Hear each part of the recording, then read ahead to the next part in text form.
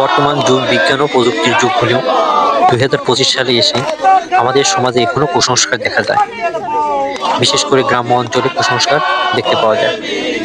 কুসংস্কার হলো এমন একটি বিশ্বাস, আচরণ বা ধারণা যার কোনো যৌক্তিক ভিত্তি নেই বা বৈজ্ঞানিক কোনো প্রমাণ নেই।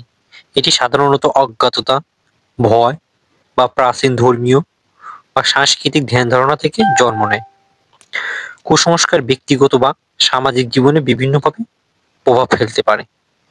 কখনো কখনো ইহা ইতিবাচক প্রভাব ফেললেও বেশিরভাগ ক্ষেত্রে কুসংস্কারের প্রভাব নেতিবাচক।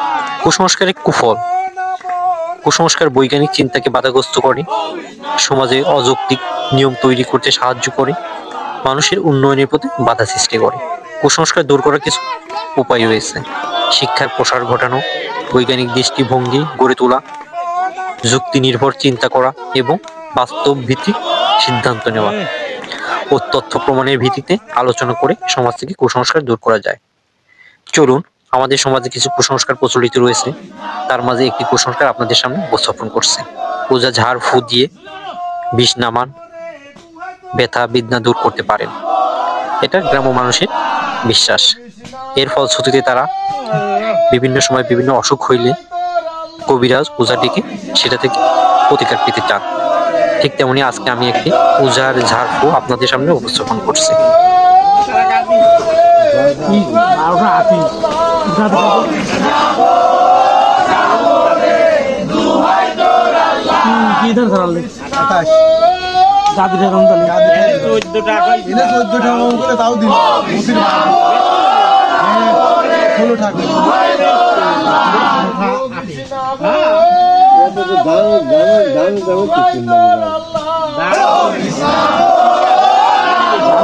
কমে গেছে 1500 টাকা দিলাম